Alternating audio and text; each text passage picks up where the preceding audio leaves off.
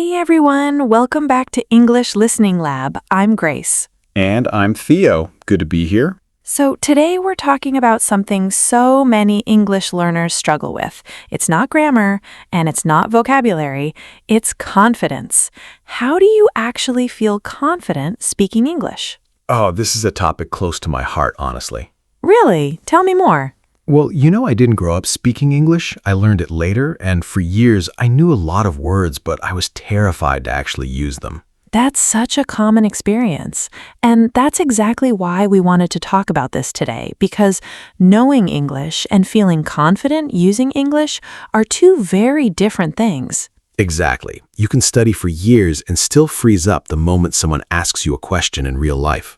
Right. So today we're going to talk about why that happens, share some personal stories, and hopefully give listeners some real, practical ideas to build their own confidence. I'm excited about this one. I have a lot of stories, some a little embarrassing. Oh, I love embarrassing stories. Let's get into it. Okay, so before we start, how was your week, Grace? Any interesting conversations? Actually, yes. I met someone new at a coffee shop and we ended up talking for almost an hour. It reminded me how nice it is when a conversation just flows naturally. That's great. Do you think that's rare, though? A conversation that just flows without effort? Honestly, yes and no. I think it feels rare, but it's usually because we're too focused on how we sound instead of just talking. That's so true. I do that constantly. See, that's the perfect place to start. Let's talk about that feeling. Why do you think people freeze up when speaking English, even when they actually know the words? For me, it's fear of making a mistake. Like, I know the sentence in my head, but I'm scared it'll come out wrong, so I just don't say it. That's so relatable. I think almost every learner feels that at some point. Does that happen to native speakers too, though, or is it just an English learner thing? Oh, definitely happens to native speakers too. I still get nervous speaking in front of a large group, and English is my first language. Really? That makes me feel a little better, honestly. It's true. Confidence isn't really about the language. It's about comfort. And comfort takes practice no matter what language you're speaking. Okay, that actually makes a lot of sense. So where do you think that fear comes from, specifically for English learners? I think a big part of it is the fear of judgment. Like, what if people laugh at my accent? Or what if I say something wrong and everyone notices? Yes, that's exactly it. I used to think everyone was paying close attention to every small mistake I made. And in reality, most people are just focused on understanding the message, not judging the grammar. exactly. Most people are kind. They want to understand you, not criticize you. That took me a long time to actually believe, though. It takes everyone time. Can you tell me about a moment when you felt really nervous speaking English? Oh, I have one. My first job interview in English. I remember rehearsing my answers so many times the night before. How did it go? Terribly at first. I walked in and my mind just went blank. I couldn't remember a single sentence I practiced. Oh no, what did you do? I just took a deep breath and said, "Sorry, I'm a little nervous. Can you repeat the question?" That's actually a really smart move. You think so? I felt so embarrassed in the moment. No, honestly, that's confidence. Real confidence isn't about never feeling nervous. It's about handling the nervousness and continuing anyway. I never thought about it that way. A lot of learners think confident speakers never make mistakes or never feel nervous, but that's not true at all. Confident speakers just keep going, even when things feel a little messy. That's such a helpful way to look at it. So, did you get the job, by the way? Wait, I need to know this too. I did, actually. After that nervous start, I calmed down and the rest of the interview went pretty smoothly. See, that's proof right there. One nervous moment doesn't define the whole conversation. That's true. I definitely learned that lesson the hard way. Let's talk about something specific now. What do you think helps someone build confidence the fastest? For me, honestly, it was talking to people regularly, even in small conversations, like ordering coffee or chatting with a neighbor. Yes, small, low-pressure conversations are so underrated. Right, because there's less pressure. If I mess up ordering a coffee, nobody really cares. Exactly. Nobody's writing down your mistakes at a coffee shop. Exactly. But if I imagine a big important meeting, my brain instantly gets more nervous. That makes sense. I think building confidence works kind of like building muscle. You don't start with the heaviest weight, you start small and you build up slowly. I like that comparison a lot. Start with small conversations, then work your way up to bigger ones. Exactly. What's a small conversation you remember feeling proud of? Oh, this is a good one. I once helped a tourist find directions in English completely by myself. No translator, nothing. That's wonderful. How did that feel? Honestly, amazing. It was such a small moment, but I felt like, wait, I can actually do this. That's such an important moment. Those small wins build up over time and they really do add up. Definitely. I think we sometimes wait for this big, perfect moment of confidence, but really it's built from lots of tiny moments like that. Exactly. Confidence isn't a switch that turns on one day. It's something you build gradually, piece by piece. That's such a helpful way to think about it.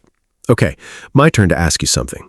Have you ever had a moment where you felt really confident speaking and it surprised you?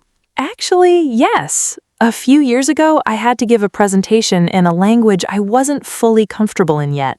Ooh, that sounds stressful. It was, but I prepared a lot beforehand, and when I actually started speaking, I realized something. I focused on the message I wanted to share, not on being perfect. And that helped? So much. Once I stopped worrying about sounding perfect, I actually spoke more naturally. That's such a great point. I think a lot of learners, including me, get too focused on perfect grammar in the moment instead of just communicating the idea. Exactly. And here's the thing. Even if a sentence isn't perfectly correct, if the listener understands you, the conversation was successful. That's such a relieving way to think about it. It really is. Communication is the real goal, not perfection. Okay, let's talk about mistakes specifically. How do you think people should react when they make a mistake while speaking? Honestly, I think laughing it off is one of the best tools. Like, if you say something a little wrong and you can smile and say, "Oops, let me try that again," it takes all the pressure away. I love that. I used to get so frustrated with myself after a mistake, and it would actually make the rest of the conversation harder. That happens to so many people. The mistake itself isn't usually the problem, it's how much we let it affect the rest of the conversation. That's so true. One small mistake and my brain would spiral for the next 5 minutes. Right, and that spiral causes way more damage than the actual mistake did. So how do you personally recover from a mistake in the moment? I usually just pause, breathe, and keep going. Sometimes I even say the correct version out loud right after, like, "Sorry, I meant to say," and that's it. Life moves on. I really like that. It shows the listener you're paying attention, not that you're falling apart. Exactly. And most listeners actually respect that. It shows confidence, not weakness. That's such an important reminder. Let's talk about something else that I think holds people back. Comparing themselves to others. Do you ever do that? Oh, all the time. I used to compare myself to friends who spoke more fluently, and it made me feel really discouraged. That's so common. But here's the thing, everyone's speaking journey looks different. That's true. Some of my friends had more opportunities to practice early on, so of course they progressed faster. Exactly. And comparing your beginning to someone else's years of practice isn't really fair to yourself. I needed to hear that, honestly. It's something I remind myself of too, actually, even outside of language learning. Comparison usually just steals our motivation instead of helping us improve. That's such a good point. So what would you say to someone who feels behind compared to others? I'd say focus on your own progress. Think about where you were 6 months ago compared to now. That comparison is much more useful. I actually do that sometimes. I look back at old voice messages I sent years ago, and it's honestly amazing to hear how far I've come. That's such a great habit. Progress is often slow day to day, but huge over time. Definitely. It's like watching a plant grow. You don't see it moving every second, but eventually you look up and it's completely different. I love that comparison. Okay, let's talk about something specific. Do you think watching movies or listening to podcasts actually helps with speaking confidence? I think it helps a lot, but in an indirect way. What do you mean by that? Well, listening helps your brain get used to natural rhythms, expressions, and pronunciation. So when you do speak, those patterns feel more familiar, even if you haven't used them yourself yet. That makes sense. It's kind of like your brain is quietly preparing you. Exactly. But listening alone isn't enough. At some point, you actually have to speak, even if it feels uncomfortable at first. That's the hard part for a lot of people, honestly, including me for a long time. It's hard for almost everyone at first. Speaking feels vulnerable in a way that listening doesn't. That's such a good way to describe it. Vulnerable is exactly the right word. So, what helped you get past that feeling of vulnerability? Honestly, finding people who were patient with me. Once I had a few friends who didn't judge me for mistakes, I felt so much more comfortable practicing. That's huge. Having a supportive environment can completely change someone's confidence. Definitely. I think that's something people don't talk about enough. It's not just about grammar books, it's about who you're practicing with. Absolutely. If someone constantly corrects you harshly or makes you feel silly for mistakes, that can really damage confidence. Yes, exactly. I had a teacher once who corrected every tiny mistake in front of the whole class, and honestly, it made me too scared to speak for weeks. Oh, that's so unfortunate. That kind of environment can really hold someone back. It really did for a while. It took me a long time to feel comfortable speaking in group settings again after that. That's exactly why we always try to create a relaxed, friendly space here on this podcast. Mistakes are completely normal, and honestly, they're part of learning. I love that about this show, genuinely. Let's talk about practical tips now. If someone's listening right now and they want to build confidence, what's one small thing they can start doing today? I'd say talk to yourself in English. Oh, that's such a good one. Right? It sounds a little silly, but narrating your day in English, even quietly, really helps you get comfortable forming sentences out loud. I completely agree. I used to do that while cooking, like, okay, now I'm going to add the onions, just talking through simple actions. Exactly like that. It removes the pressure of talking to another person, but you still get speaking practice. That's a great first step. What else do you think helps? Recording yourself speaking and then listening back. Oh, that one's a little scary for people at first, though. It really is. The first time I heard my own voice speaking English, I almost turned it off immediately. I think everyone feels that way. But after doing it a few times, it actually became really helpful. I started noticing small things I wanted to improve without feeling embarrassed about it. That's such valuable practice. It turns feedback into something private and low pressure instead of something scary in front of another person. Exactly. What's a tip you'd add? I'd say celebrate small wins. Like if you have a full conversation and you understand most of it, even with a few mistakes, that's worth celebrating. I love that. I think a lot of learners are so focused on the mistakes, they forget to notice what actually went well. Exactly. If you only focus on what went wrong, motivation disappears really quickly. That's so true. I try to remind myself of that a lot, actually. What's a recent small win you had? Actually, just yesterday, I helped a friend understand a joke in English. It was a play on words, and I explained it clearly, and they actually laughed. Oh, that's a great win. Explaining humor in a second language is actually really advanced. Really? I didn't even think about it that way. Definitely. Humor often depends on understanding rhythm, timing, and cultural context. That's a big accomplishment. I feel proud now, actually. Thank you for pointing that out. Anytime. We should celebrate these moments more. Agreed. Okay, let's talk about something a little different. Do you think age affects confidence when learning a new language? That's an interesting question. I think it can, but not in the way people usually assume. What do you mean? People often think it's only harder for adults because of memory or learning speed, but I think a lot of it actually comes down to fear of judgment, and adults tend to feel that fear more strongly. That makes sense. Kids don't really worry about sounding silly, they just talk. Exactly. Kids make mistakes constantly and nobody really cares. But adults feel this pressure to sound intelligent and polished all the time. That pressure is so real, honestly. It really is. But here's an encouraging thought.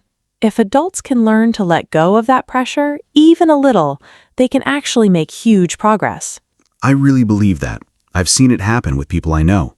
Same here. Confidence really can be learned at any age. It just takes a shift in mindset. That's such a hopeful message for listeners. Speaking of mindset, do you have a specific phrase or thought you use when you're nervous about speaking? Actually, yes. I remind myself, it's okay to sound imperfect. The goal is connection, not perfection. I love that. Do you say that in your head before conversations? Pretty often, honestly. It helps me relax before I speak. That's such a great habit. I have something similar. I remind myself that most people are actually rooting for me to succeed, not waiting for me to fail. That's such a kind way to see people. It's true, though. Most people appreciate the effort of someone speaking a new language. It's a big deal, even if it doesn't always feel that way in the moment. I completely agree. I think we forget that sometimes. Let's talk a little about long-term progress. Do you think confidence ever stops being a challenge, or is it something you always work on? Honestly, I think it's ongoing. Even now, there are situations where I still feel nervous, like speaking in front of a large audience. That's completely normal. I think confidence isn't a finish line. It's more like a skill you keep strengthening. That's such a good way to put it. It's not like one day you wake up and you're fully confident forever. Exactly, but the more you practice, the more situations start to feel comfortable, even if new challenges still appear sometimes. That's really encouraging, actually. It means progress is always possible, no matter where someone's starting from. Exactly. So if you're listening right now and you feel nervous speaking English, please know that feeling is completely normal, and it doesn't mean you're not making progress. Right. That nervous feeling is often actually a sign that you're growing, not a sign that you're failing. I love that reminder. Okay, one more question before we start wrapping up. If you could give just one single piece of advice to someone who wants more confidence speaking English, what would it be? That's tough. There's so much I want to say, but if I had to choose one thing, I'd say speak before you feel ready. Ooh, tell me more about that. So many people wait until they feel fully confident to start speaking, but confidence usually comes after practice, not before it. That's such an important shift in thinking.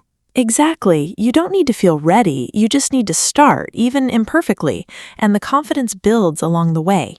I love that. My advice would be similar, actually. I'd say find people who make you feel safe to make mistakes and practice with them often. That's such valuable advice, too. The environment really does shape how quickly someone grows. Definitely. Confidence grows so much faster in a kind, patient space. Well, I think we've shared so much today. Let's do a little recap for everyone listening. Good idea. So we talked about how confidence isn't about avoiding mistakes. It's about continuing even after them. We talked about starting with small, low-pressure conversations and slowly building up from there. We talked about the danger of comparing yourself to others and focusing on your own personal progress instead. We talked about practical tips like talking to yourself, recording your voice, and celebrating small wins. We talked about how the people around you can either help or hurt your confidence, so choosing a supportive environment really matters. And we ended with one really important idea. You don't need to feel ready to start speaking. Confidence comes after action, not before it. That's such a powerful thought to end on.